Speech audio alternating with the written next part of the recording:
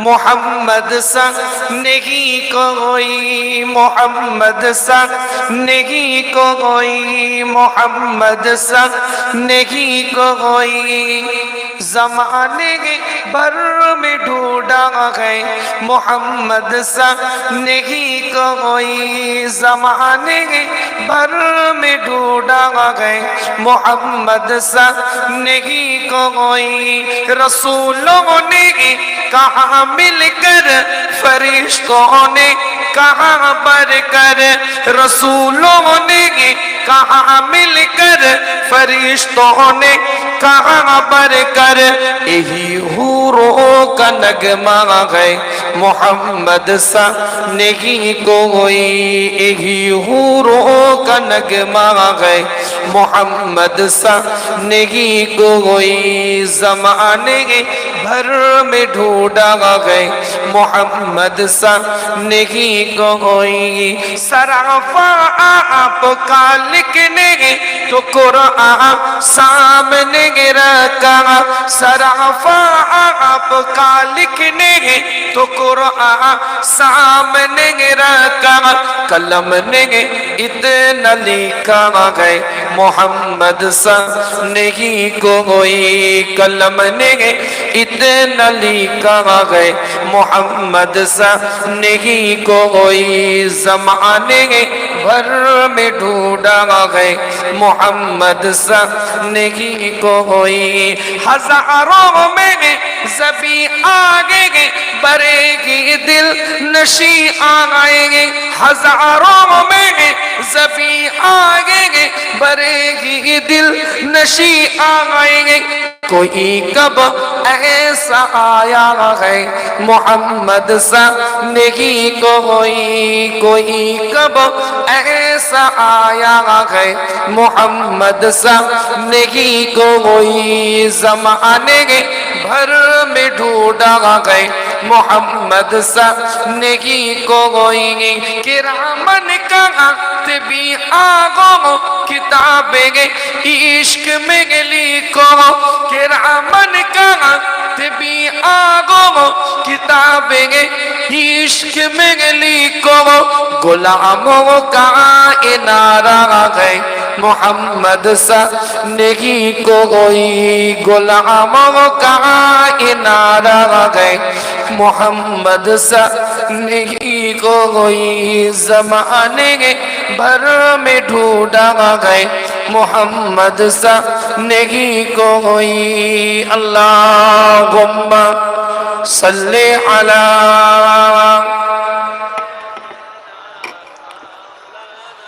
वला आली सय्यिदना।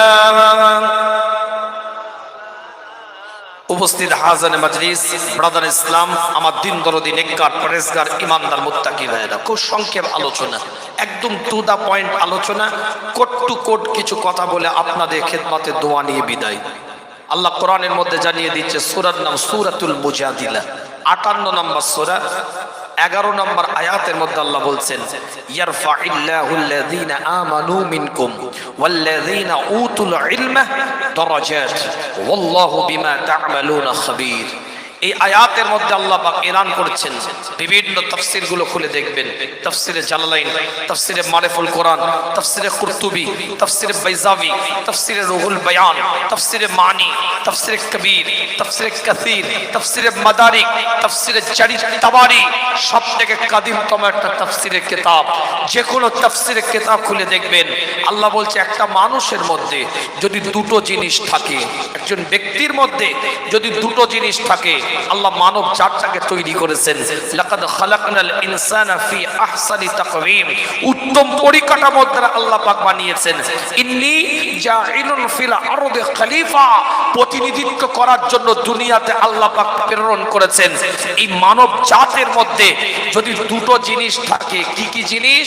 কোরআন বলছে, ইয়ারফাইল্লাহুল্লাযীনা আমানু মিনকুম, তোমাদের মধ্যে থাকে যারা ঈমানদার, অর্থাৎ যাদের মধ্যে ঈমান থাকবে, আল্লাহকে এক বলে বিশ্বাস করবে, আল্লাহকে একত্ববাদের উপরে বিশ্বাস করবে, রবের ওয়াহদানিয়াতের উপরে বিশ্বাস করবে, আন্নাল কুওয়াতা লিল্লাহি জামিআ, পরিপূর্ণতার সাথে এটার উপরে দাঁড়িয়ে থাকবে। ইন্নাল্লাযীনা ক্বালু রাব্বুনাল্লাহ সুম্মা ইসতাকামু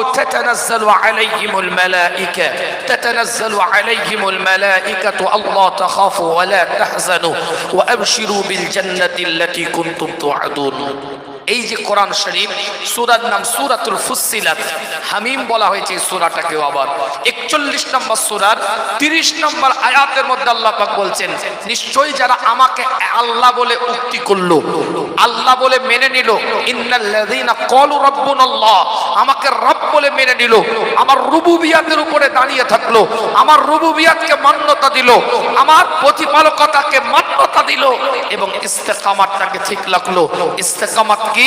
তাফসীরে জালালাইনের মধ্যে এসেছে, আলা তাওহীদ ওয়া গায়রিহি মিম্মা ওয়াজাবা আলাইহিম, তাওহীদের উপরে বিশ্বাস এবং যা কিছু অজেব সংক্রান্ত বিষয় অর্পণ করা হয়েছে এর উপরে দৃঢ়তার সাথে মান্যতা দেওয়া, মেনে নেওয়া, এটার নাম ইস্তেকামাত।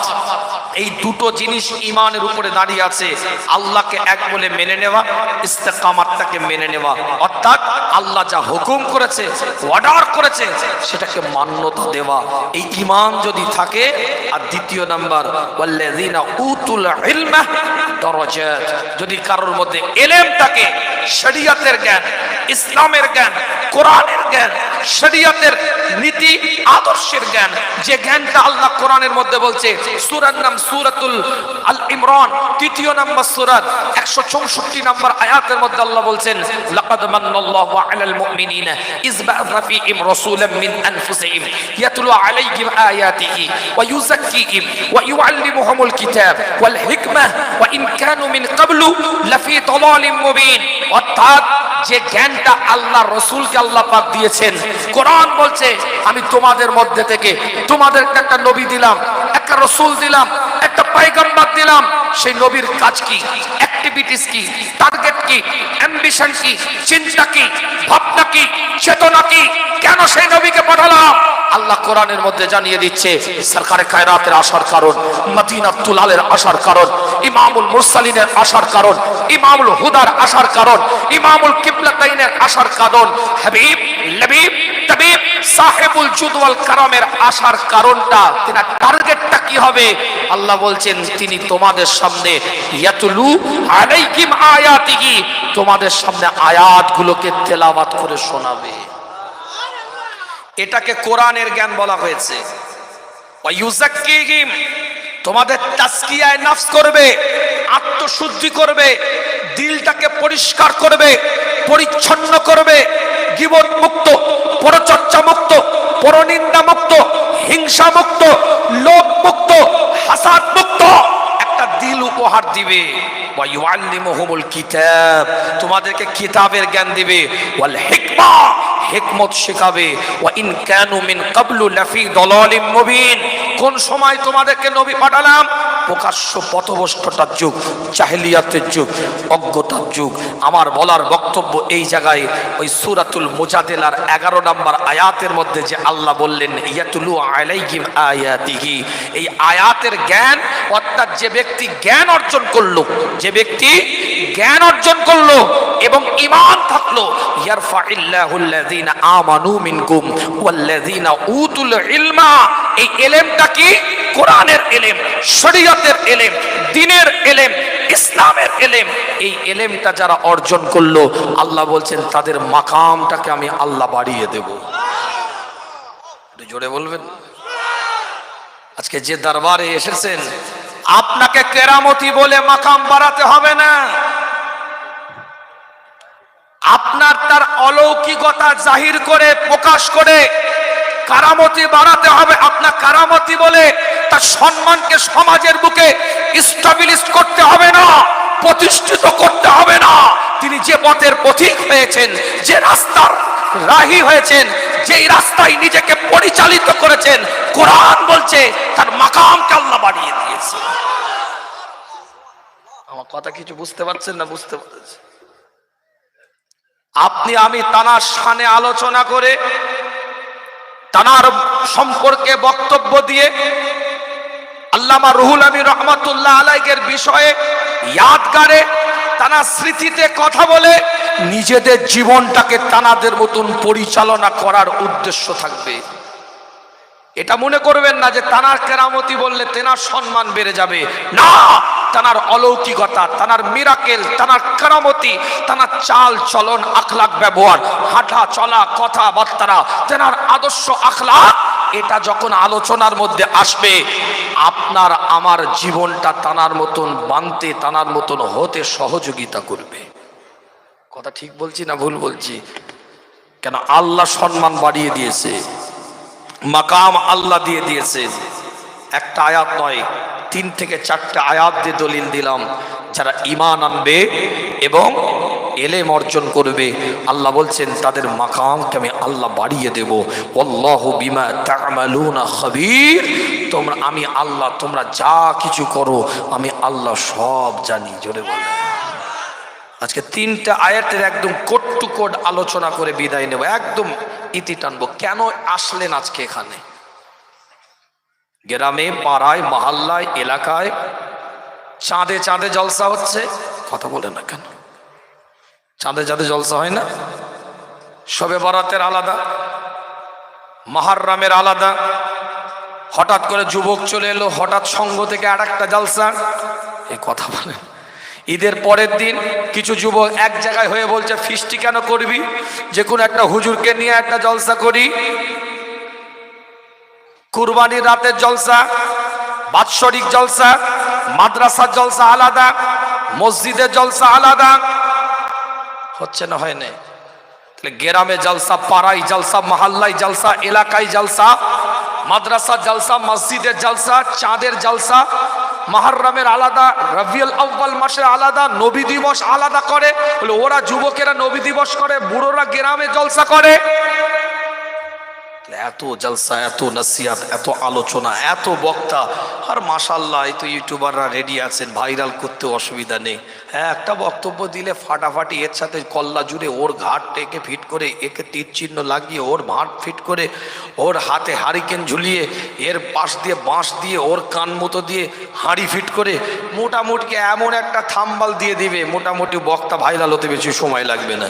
তাহলে বক্তারও অভাব নেই আর জলসারও অভাব নেই। আমার বক্তব্য এখানে, আজ এই গভীর রাত্রিরে ওলির মারকাজে কেন আপনি? কেন এই যে বক্তব্য হচ্ছে গোটা পৃথিবীর লোক শুনতে পাচ্ছে, ঘরে বসে বসে কানে ব্লুটুথ হেডফোনটা দিয়ে শুনতে পারতেন, এখানে কেন? কোরআন কি বলছে আপনাকে শুনবেন, শুনবেন। এখানে কেন? এই গভীর রাত্রিরে আল্লাহর ওলির মারকাজে কেন? আল্লাহর ওলিদের রুহানি তাওয়াজ্জু ফয়েজের জায়গায় কেন? আল্লাহর ওলিদের মাকামের জায়গায় কেন? তাসবিহর জায়গায় কেন? জিকিরের জায়গায় কেন? মুরাকাবার জায়গায় কেন? মুশাহিদার জায়গায় কেন? তাসকিয়ায়ে নফসের জায়গায় কেন? আমি বলছি না, কোরআন বলছে। আর আল্লাহর ওলিদের জিকির কেন? আমরা কোরআনের মুমিনদের জন্য সূরা নাজিল হয়েছে, শুনেছি না শুনিনি? শুনেন না? কোরআনে আমরা জানি যে আল্লাহ মহিলাদের জন্য সূরা নাজিল করেছে, কিন্তু কোরআনে একটা সূরা আল্লাহ নাজিল করেছে কাদের জন্য? আল্লাহর ওলিদের আহালদের জন্য। আল্লাহর ওলি নয়, আল্লাহর ওলিদের পরিবার। সূরার নাম কি? এই তো হয়ে গেল। এই জন্য বলি বিষয় ভিত্তিক ওয়াজ শুনতে অভ্যস্ত হন। এটা বললাম আজকে, নেবেই বললাম যে বক্তব্য লিখে দাও। বক্তৃতা দিচ্ছে আল্লামা হুজুরের দরবারে, মারকাজ থেকে বক্তব্য যখন দিবে, কথার মধ্যে শালীনতা থাকবে, কথার মধ্যে ভদ্রতা থাকবে, কথার মধ্যে নম্রতা থাকবে। সাবজেক্ট কেন্দ্রিক, বিষয় ভিত্তিকের উপরে বক্তৃতা দিতে হবে। কি কথা ঠিক না? কোন মাসলা যদি খণ্ডন করতে হয়, অবশ্যই মুফতি মাসলা খণ্ডন করবে, কিন্তু খণ্ডন করতে গেলেও তাকে যথাযথ দলিল ভিত্তিক পেশ করে সেটাকে খণ্ডন করুন। কি কথা আমার ভুল হচ্ছে নাকি? এটা আল্লামা হুজুরের দরবার, যিনি ওয়াজের মাজলিসটা কেমন হবে এর উপরে কিতাব লিখে গেছেন। কারা ওয়াজের মাহফিলে উঠতে পারবে, কারা নবীর মেম্বার থেকে বক্তব্য দিতে পারবে, কারা শরীয়তের দাওয়াতি কথা মানুষের কাছে পৌঁছাতে পারবে, তাদের শর্ত কি, ডেফিনেশন ডেফিনেশন কি, সংজ্ঞা কি, বৈশিষ্ট্য কি, তার উপরে আল্লামা হুজুর রহমাতুল্লাহ আলাইহি কিতাব লিখে গেছে। আর তার আমার কাছ থেকে সেই শর্তগুলো ঠিক রেখে বক্তা তুলতে হবে, বিষয় ভিত্তিক কথা বলতে হবে।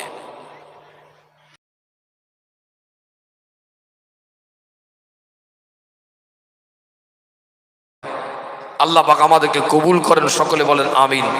আমায় যখন এনেছেন আমার অধিকার আছে, এই পর্তাবে কাইয়ুমের বাড়ির ছেলে, তো বিষয় ভিত্তিকের উপরে কথা বলে যাচ্ছি। শোনেন, স্পষ্ট বক্তব্য দিচ্ছি।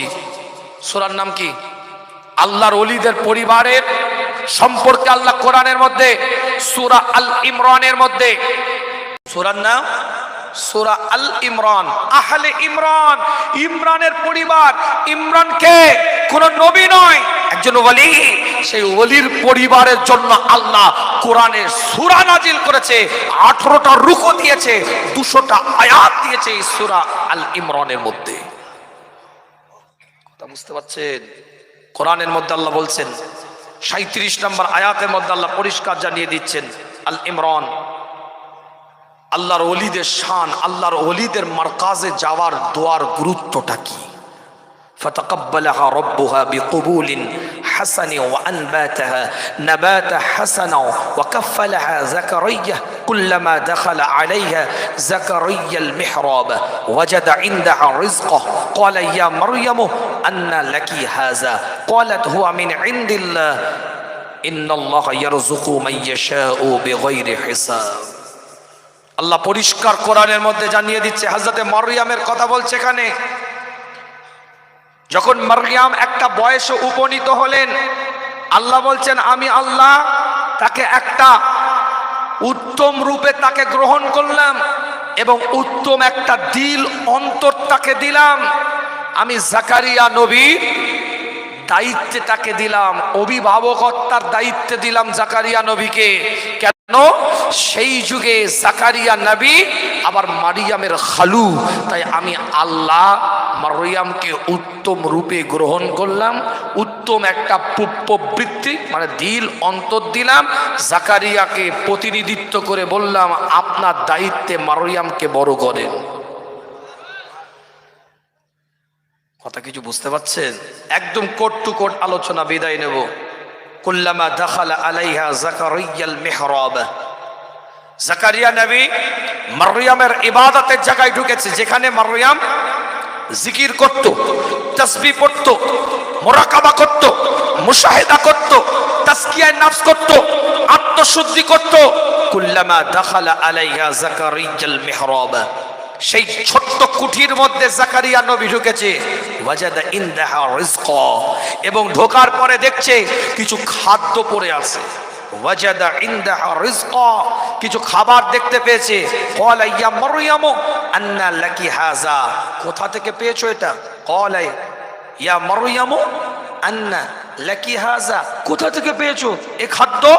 তাফসীর কারকরা বলছে ওটা আনসিজনারি খাবার ছিল, মানে লিচু আম একটা সময় হয়, আর এখন যদি লিচু আম হঠাৎ করে কিছুদিন আগে ডিসেম্বরে পেতেন তাহলে অবাক হয়ে যেতেন না?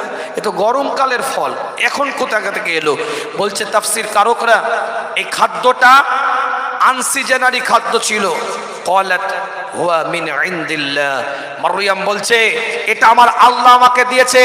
ইন্নাল্লাহা ইয়ারযুকু মান ইয়াশাউ বিগাইরি হিসাব, যখন আমার আল্লাহ কিছু বান্দাকে দিতে থাকে বেগাইরে হিসাব, হিসাব ছাড়া আমার আল্লাহ পাক বান্দাকে দান করতে থাকে। জোরে বলবেন না? জাকারিয়া নবী তখনও বাচ্চা হয়নি, আলোচনা তো এখানে। চিন্তা করছে দোয়া যদি চাইতে হয় এটাই রহমতের জায়গা, এটাই ইবাদতের জায়গা, এটাই জিকিরের জায়গা, এটাই তাসবিহর জায়গা, এটাই মুরাকাবার জায়গা, এটাই মুশাহিদার জায়গা। দোয়া যদি চাইতে হয় এই চাইতে হবে। সঙ্গে সঙ্গে কোরআন বলছে হুনালিকা দাআ জাকারিয়া রাব্বাহু ক্বালা রাব্বি হাবলি মিন লাদুনকা যুররিয়াতান তাইয়্যিবাতান ইন্নাকা সামিউদ দুআ। পরিষ্কার কোরআন বলছে জাকারিয়া নবী ওই জায়গায় দাঁড়িয়ে গেল। কোন জায়গায়? মারইয়ামের ইবাদতের জায়গায়, ছোট্ট কুঠি মেহরাবের মধ্যে যেখানে আশ্চর্য রকম ফল খুঁজে পেয়েছে, সেই জায়গায় দাঁড়িয়ে হুনালিকা দাআ যাকারিয়া রাব্বাহু, আল্লাহর কাছে যাকারিয়া নবী দোয়া চাইছে। ক্বালা রাব্বি হাবলি মিন লাদুনকা যুররিয়াতান তাইয়্যিবাতান, আল্লাহ তুমি আমাকে একটা সন্তান দাও, আল্লাহ তুমি আমাকে একটা বাচ্চা দাও, তুমি আমাকে একটা সন্তান দাও। ইন্নাকা সামিউদ দুআ, আল্লাহ তুমি শ্রবণকারী, দোয়া শ্রবণকারী। কিতাব খুলে দেখেন এই দোয়াটা যাকারিয়া নবী চেয়েছে আল্লাহর দরবারে, ফরিয়াদ করেছে রবের দরবারে। কিতাব খুলে দেখেন পরিষ্কার অক্ষরে লেখা আছে যাকারিয়া নবী ওই জায়গায় দাঁড়িয়ে আছে। আমি বলছি না, কোরআন বলছে। ঠিক 39 নম্বর আয়াতের মধ্যে আল্লাহ বলছে ফানাদাতুল মালাইকাতু ওয়া কাইমুন ইউসাল্লি ফিল মিহরাবি আন্নাল্লাহা ইউবাশশিরুকা বিইহইয়া মুসাদ্দিকা বিকালিমাতিন মিনাল্লাহি ওয়া সাইয়্যিদাও ওয়া হুসুরা ওয়ান নাবিয়্যিন মিনাস সালিহিন। আমি বলি না, কোরআন বলছে যাকারিয়া নবী ওই ছোট্ট কুঠি মেহরাবে দাঁড়িয়ে দোয়া চাইছে। ওই অবস্থায় আল্লাহ বলছে ফানাদাতুল মালাইকাতু ওয়া কাইমুন ইউসাল্লি ফিল মিহরাবি, মেহরাবের মধ্যে যাকারিয়া নবী দোয়া চাওয়ারত অবস্থায় আছে। আমার আল্লাহ বলছে খবর দিয়ে দে, যাকারিয়া নবীকে জানিয়ে দে। কি জানাবি? আন্নাল্লাহা ইউবাশশিরুকা বিইহইয়া, আন্নাল্লাহা ইউবাশশিরুকা বিইহইয়া, আমি আল্লাহ আপনাকে একটা সন্তান দেব, সেই সন্তানটার নাম হবে ইহইয়া মুসাদ্দিকা বিকালিমাতিন মিনাল্লাহি ওয়া সাইয়্যিদা ওয়া হুসুরা ওয়া নাবিয়্যিন মিনাস সালিহিন। সেই ব্যক্তি শুধু আল্লাহ এটা বললেন না যে আপনাকে সুসংবাদ দিচ্ছি সন্তান দেব, এটা আল্লাহ শুধু বললেন না, আল্লাহ বলছে তার নামটাও হবে ইহইয়া। সেই সন্তানটা কেমন হবে, তার পরিচয়টা কেমন থাকবে, সে কি ধরনের হবে, সেইটাও আল্লাহ কোরআনের মধ্যে বলছেন। তিনি সত্য কলমার প্রচার করবে, সেই সন্তান একটা ভালো অন্তরওয়ালা মানুষ হবে। আমি আল্লাহ সালিহিনদের মধ্যে সেই সন্তানটাকে নবী বানাবো। একটু জোরে বলবেন না? কি বুঝলেন? দোয়া কবুলিয়াতের একটা জায়গা আছে না নাই? যাকারিয়া তো নবী, যে কোনো জায়গা থেকে দোয়া চাইতে পারতেন। নাহানু আকরাবু ইলাইহি মিন হাবলিল ওয়ারিদ, আল্লাহ তার তো ঘরের সারগের কাছে, যে কোনো জায়গা থেকে দোয়া চাইতে পারতেন। কিন্তু ইবাদতের মারকাজের গুরুত্ব কোরআন দিয়েছে। ইবাদতের মারকাজ থেকে, ইবাদতের জায়গা থেকে মারিয়াম যেখানে ইবাদত করত সেখান থেকে দোয়া চেয়েছে, আল্লাহ কবুল করেছে। শুধু কবুল করেননি, ওই জায়গায় দাঁড়িয়ে থাকা অবস্থায় রেজাল্ট দিয়ে দিয়েছে। আমি আল্লাহ কবুলও করলাম, সন্তানের নামও দিয়ে দিলাম, সন্তানটা কেমন হবে সেটাও আমি আল্লাহ বলে দিলাম। এখান থেকে দুটো জিনিস পাওয়া গেল, আল্লাহর ওলিদের দরবারে এসে দোয়া চাওয়া, আর একটা জিনিস ওলিদের দরবারে এসে আল্লাহর কাছে চাওয়া। মারিয়ামের কাছে চাইনে, কথাটা কিছু বুঝতে পারছেন না? বুঝতে পারছেন? দোয়া চেয়েছে আল্লাহর কাছে, কিন্তু ইবাদতের মারকাজ থেকে আমরা ওলিদের দরবারে যাব, ওলিদের মারকাজে যাব, কিন্তু দোয়াটা চাইবো আল্লাহর কাছে।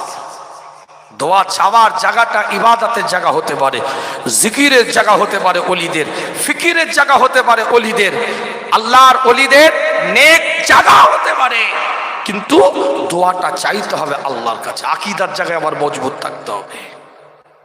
কথা বোঝাতে পারলাম? কথাটা বোঝাতে পারলাম?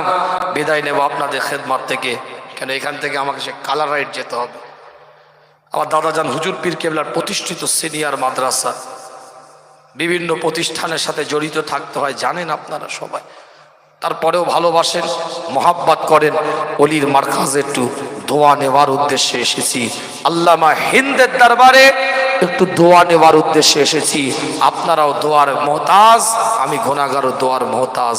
আলোচনার মধ্যে এটাই বোঝালাম যে একটা মানুষ আল্লাহর কাছে প্রিয় হতে গেলে ঈমান লাগে, এলেম লাগে। এটা দলিল দিয়ে বুঝিয়েছি, যেটা আমাদের আল্লামা হুজুরের মধ্যে ছিল। এটা হুজুরের বৈশিষ্ট্য নিয়ে আলোচনা করলাম। এখন হুজুরের দরবারে যারা আমরা এসেছি, আমাদের করণীয় কর্তব্যটা একটু বুঝিয়ে দিলাম। অলির দরবারে এসে দোয়া চাইব, কিন্তু আল্লাহর কাছে চাইব। চেয়েছে কারা? দলিল দিয়েছি তাদের। কথা ঠিক না ভুল? আল্লাহ আমাদের সকলকে কবুল করেন, সকলে বলেন আমিন। সূরার নাম সূরাতুল বাকারা, কোরআন শরীফ দ্বিতীয় নম্বর সূরার 207 নম্বর আয়াতের মধ্যে আল্লাহ পাক জানিয়ে দিচ্ছেন পরিষ্কার অক্ষরে, ওয়ামিনান নাসি মান ইয়াশরি নাফসাহু বিতিগা মারাদাতিল্লাহ ওয়াল্লাহু রাউফুম বিল ইবাদ। আল্লাহ নবী মুহাম্মদুর রাসূলুল্লাহ সাল্লাল্লাহু আলাইহি ওয়াসাল্লাম এলান করে দেয়, আমি বলি না, কোরআন জানিয়ে দেয়, হুজুরের উপরে এক একটা আয়াতকে আল্লাহ পাক নাযিল করতে থাকে, হুজুর আমার শোনাতে থাকে, ইয়াতুলু আলাইহিম আয়াতিহি, এক একটা আয়াতকে আল্লাহ নবী মুহাম্মদুর রাসূলুল্লাহ সাল্লাল্লাহু আলাইহি ওয়াসাল্লাম সাহাবাদের সামনে শোনা। আল্লাহ পাক কোরআনের মধ্যে এলান করে দেয়, মানুষদের মধ্যে থেকে এমন কিছু ব্যক্তিত্ব আছে, এমন কিছু মানুষ আছে যে মানুষগুলো আমি আল্লাহ আমার খুশির জন্য, আমি মাওলা আমার রেদামান্দির জন্য, আমি আল্লাহ আমার নৈকট্য অর্জন করার জন্য, আমি আল্লাহ আমি কিসে খুশি, এই খুশি মেলাবার জন্য ওই বান্দাগুলো সব কিছু বিলিয়ে দিতে পারে। অন্য একটা আয়াতের মধ্যে আল্লাহ পাক জানিয়ে দেয়, সূরার নাম সূরাতুন নিসা, চতুর্থ নম্বর সূরার 54 নম্বর আয়াতটা খুলে দেখেন, আম ইয়াহসুদুনান নাসা আলা মা আতাকুমুল্লাহু মিন ফাদলিহি। পৃথিবীর মধ্যে এমন কিছু মানুষ আছে যে মানুষগুলো আমি আল্লাহ আমার পক্ষ থেকে নিয়ামত প্রাপ্ত বান্দা। এই দুটো আয়াত দিয়ে বুঝিয়ে দিই, আজকে যে ওলির মারকাজে এসেছি তার জীবন চরিত্রটাও ছিল নিজেদেরকে বিলিয়ে দিয়েছে, নিজেকে বিলিয়ে দিয়েছে আল্লাহর খুশিতে, রবের খুশিতে, মাওলার খুশিতে। শুধু নিজেকে বিলিয়ে দেয় না, হাজার হাজার মুরিদ ভক্ত ভালোবাসার মানুষগুলো তাদের সোহবতে এসে নিজেদের জীবনটাকে আল্লাহর রাস্তায় বিলিয়ে দিয়েছে।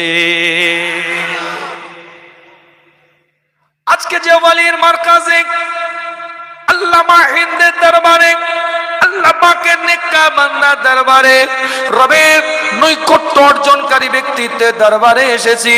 আমার দ্বিতীয় আয়াত দিয়ে ব্যাখ্যা দিচ্ছি, আল্লাহ কোরআনের মধ্যে বলছেন, আলা মা আতাকুমুল্লাহু মিন ফাদলিহি।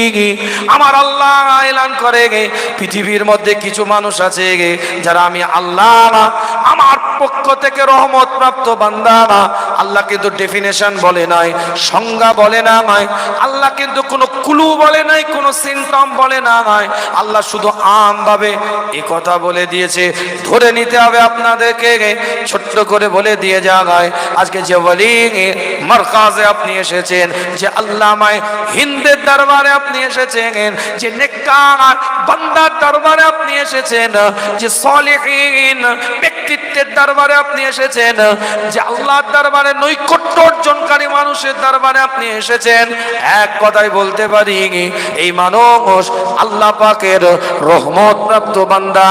কেন আল্লাহ পাকের রহমত না হলে এতগুলো বৈশিষ্ট্য একটা ব্যক্তির মধ্যে থাকতে পারে না।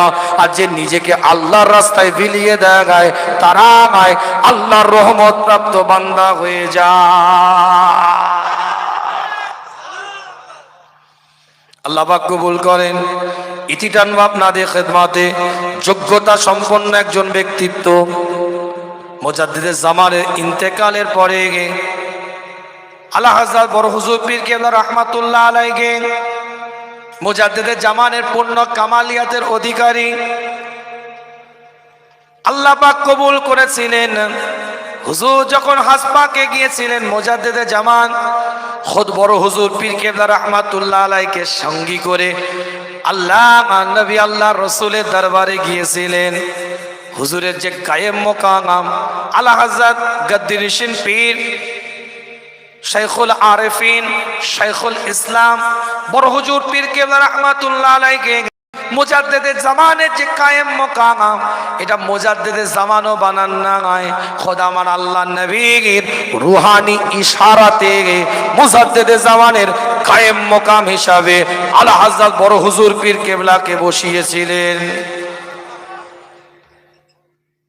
আল্লাহ রহমাতুল্লাহ আলাইহির মতন মানুষ, যোগ্যতা সম্পন্ন ব্যক্তিত্ব, বড় হুজুর পীর কেবলার কাছে গিয়ে ঠিক এইভাবে পা গুটিয়ে বসে থাকতেন। পীরের আওলাদ, যোগ্যতা সম্পন্ন পীরের আওলাদ। কথা ঠিক না? মুজাদ্দিদে জামানের জানাজার নামাজ তখনও সম্পন্ন হয় নাই, লাশটা হুজুরের তখনও রাখা আছে ওই অবস্থায়। নেসারউদ্দিন রহমাতুল্লাহ আলাইহি, বিখ্যাত মুজাদ্দিদে জামানের খলিফা সাসসিনার পীর সাহেব, যিনি এমন একজন খলিফা মুজাদ্দিদে জামানের, তিনি একা এসে মুজাদ্দিদে জামানের হাতে বায়াত হন নাই। নিজে ওই যুগে ওই জায়গার একজন পীর ছিলেন, মুজাদ্দিদে জামানের হাতে এসে একজন দুজন নয়, 10,000 তার মুরিদকে সাথে করে নিয়ে এসে মুজাদ্দিদে জামানের হাতে বায়াত হয়ে খেলাফত হয়ে ইজাজত প্রাপ্ত হয়েছিলেন। তিনি প্রস্তাব দিলেন যে পূর্ব ঘোষণা অনুযায়ী আমার পীর সাহেব কেবলার কায়েম মুকাম আলা হযরত বড় হুজুর পীর কেবলা রাহমাতুল্লাহ আলাইহি মুজাদ্দিদে জামানের 561টা খলিফা মুজাদ্দিদে জামানের ইন্তেকালের পরে 4 হুজুর কেবলা সহ আলা হযরত বড় হুজুর পীর কেবলা রাহমাতুল্লাহ আলাইহির হাতে মুজাদ্দিদে জামানের জানাজার পূর্বে তাসদিকের বায়াত নিয়েছিলেন। এটা আমার কথা নয়, আল্লামা হিন্দের লিখিত মুজাদ্দিদে জামানের বিস্তারিত জীবনীর মধ্যে লেখা। কিছু ফিতনাবাজ ফিতনা ছড়াবার জন্য নানান কথা নানান তালে বলে। আল্লাহ পাক কবুল করেন, সকলে বলেন আমিন। আমি আর আলোচনা বাড়াবো না, শুধু এটুকুনি বলে দিলাম। আমার কথায় রাগ করলেন? রাগ করলেন? আকাবির মানেন, উলিল আমর মানেন, নীতি মানেন, উসুলের উপরে মজবুত থাকেন, উসুলের উপরে মজবুত থাকেন। আল্লাহ পাক কবুল করেন, সকলে বলেন আমিন। নবীর ছেলে নবী হয়েছে, ওই মানুষ তখন তো নবী বলে মানতে অসুবিধা হয়নি। এই কথা বলে না কেন? নবীর ছেলে যখন নবী হয়েছে তখন তো মানুষের নবী বলে মানতে অসুবিধা হয়নি। পীরের ছেলে পীর হবে যদি যোগ্যতা থাকে, তা তোমার মানতে অসুবিধা কোথায়? নবীর ছেলে জালেম হয়েছে, মানুষ বাদ দিয়ে দিয়েছে, কথা ঠিক না? পীরের ছেলে শরিয়াত বিরোধী কথা বলবে, মানুষ সহবতে যাবে না। কিন্তু কারো যদি যোগ্যতা থাকে, কারো যদি খুসুসিয়াত থাকে, বৈশিষ্ট্য থাকে, তোমার মানতে অসুবিধা কোথায়? কথা ঠিক না? এই দরবারের দিকে খেয়াল রাখবেন। মুজাদ্দিদে জামানের একজন অন্যতম খলিফাদের মধ্যে থেকে অন্যতম। আল্লাহ পাক কবুল করেছেন, হুজুরের মারকাজে আপনারা এসেছেন, আগামীতে আসবেন। 3 দিন ব্যাপী মাহফিলে যোগ দেওয়ার চেষ্টা করবেন। মাহফিলে এসে জীবনটাকে রোহানিয়াত এবং ফয়েজাফতা বানাবার চেষ্টা করেন। ওলিদের মারকাজ আল্লাহ পাক কবুল করেন, সকলে বলেন আমিন। আসেন, হুজুর কেবলা আসবে, আলোচনা করবে, দোয়া করবে। আমরা হুজুরের সম্মানে, চাচা যান হুজুর পীর কেবলার সম্মানে সকলে একটু উঠে দাঁড়াই, সকলে একটু উঠে দাঁড়াই। নারায়ে তাকবীর।